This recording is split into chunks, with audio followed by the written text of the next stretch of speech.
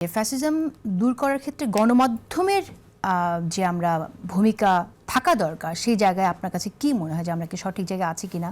কিছু কিছু অভিযোগ আছে যে গণমাধ্যমও কোনো দিকে ঝুঁকে পড়ছে, সে ধরনের আলোচনাও আছে। আবার এরকম আলোচনাও আছে যে অনলাইনে আঘাত করার আলোচনাও আছে। সেই দিক থেকে আপনি দেখেন, বাংলাদেশের সাংবাদিকতা এবং 15 বছরের ফ্যাসিবাদ দুইটা একসাথে ছিল এটা তো বলা যাবে না। যদি ফ্যাসিবাদ থেকে থাকে 15 বছরের এই সময়টা যদি আমরা বলি, তাহলে সাংবাদিকতা ছিল, গণমাধ্যম ছিল, এটা বলা যাবে না। তার মানে আসলে ফ্যাসিবাদী ছিল, মুক্ত সাংবাদিকতা ছিল না। তাহলে 5 তারিখের পরে রাষ্ট্র, রাজনীতি, গণতান্ত্রিক প্রতিষ্ঠানে যেরকম পুনর্নির্মাণ লাগবে, পুনর্গঠন লাগবে, সাংবাদিকতারও পুনর্গঠন লাগবে।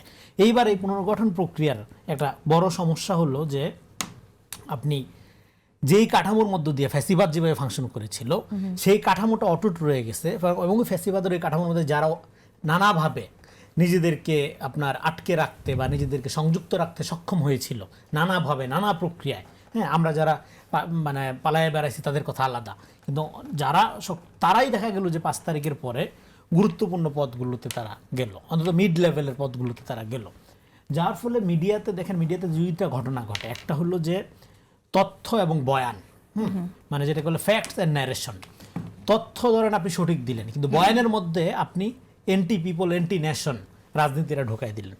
হ্যাঁ, এইটা এতদিন ছিল। সবাই যে ভুয়া তথ্যের রাজনীতি করছে এতদিন 15 বছর হাসিনার স্তুতি করছে তা না, তথ্য সঠিকই ছিল, কিন্তু বয়ানটা ছিল গণবিরোধী। এবং গণবিরোধী বয়ানের মধ্যে দিয়ে আমরা 15, 16, 17 বছরে যে সাংবাদিকতা যেটা দেখলাম, সেই সাংবাদিকতার একটা বড় বৈশিষ্ট্য ছিল একদল লোকের চরিত্র হনন করা, আরেক দল লোকের চরিত্র নির্মাণ করা কৃত্রিমভাবে, হ্যাঁ, এবং হাইপ তৈরি করা, ইস্যু দিয়ে ইস্যু আড়াল করা, সকালে একটা বিকালে আরেকটা, হ্যাঁ, এবং মানুষের মনোযোগটাকে, হ্যাঁ, আপনার সবসময় একটা ডাইভার্সনের মধ্যে দিয়ে রেখে, বিজি রেখে একটা গণবিচ্ছিন্ন শাসন কাঠামো পরিচালিত করা। ফলে মিডিয়া বিগত দিনগুলোতে ফ্যাসিবাদ কায়েমের হাতিয়ার হিসাবে ভূমিকা পালন করেছে। আমি নিজে সাংবাদিক, আমি ছোট সাংবাদিক, তারপরও আমার সাংবাদিকতার বয়স 20 বছরের উপরে। আমি মানে আর অনেক সিনিয়র সাংবাদিক আছে দেশে আমার চেয়ে। তো তাতে করে আমি যেটা উপলব্ধি করেছি, মিডিয়া তো ধরেন মতামত তৈরি করে, সংস্কৃতি তৈরি করে, জনগণকে শিক্ষিত করে, কিন্তু মিডিয়া নিজে খোঁজ যে সংস্কৃতি ধারণ করে সেটা কি গণতান্ত্রিক? আমার কাছে মনে হয় এই জায়গা থেকে আমাদের মিডিয়াগুলোকে প্রশ্ন করা উচিত। আপনাদের 1 নাম্বার কাজ হলো আপনারা ফেল করেছেন এটা স্বীকার করা।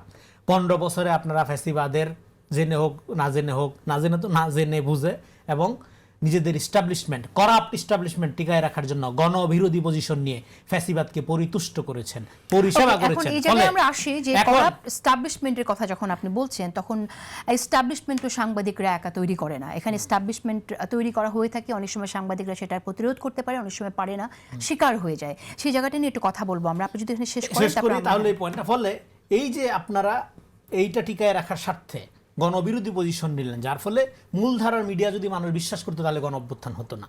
মূলধারা মিডিয়া বিশ্বাস না করে, ডেঞ্জারটা কোথায় এই পয়েন্টটা বলে শেষ করবো এখানে। মূলধারার মিডিয়ার যেহেতু আপনার অবিশ্বস্ততার কারণে পরাজয় ঘটেছে, গণ অভ্যুত্থানের সাথে সাথে মিডিয়ারও পরাজয় ঘটেছে, এটা আমাদের বলতে হবে।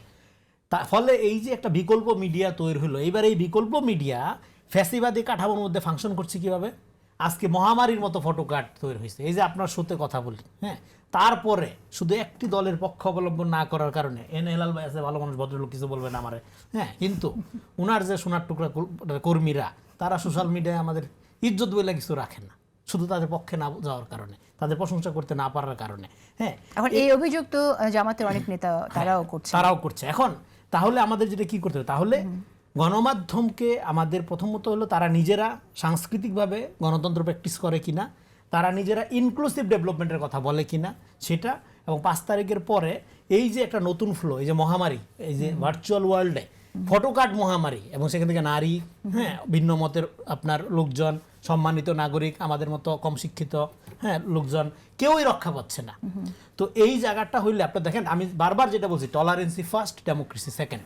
সমাজ যদি টলারেন্সির অবস্থাটা তৈরি করা না যায়, তাহলে তারেক রহমানের এখন আবার যদি কেউ প্রশংসা শুরু করে দেয়, বলগাহারা প্রশংসা, তাহলে কিন্তু বুঝতে হবে তারা বাংলাদেশের এই যে গণতান্ত্রিক উত্তরণের যে কাঠামো, সেটার এগেনিস্টে, সে সাংবাদিক হোক, বুদ্ধিজীবী হোক, লেখক হোক, ফলে যেটা দরকার সেটা হলো ক্রিটিক্যাল এনগেজমেন্ট, কনস্ট্রাকটিভ ক্রিটিসিজম, এবং রেসপন্সিবিলিটি ছাড়া স্বাধীনতা উপভোগ করা জঙ্গলের শাসন ডেকে আনে।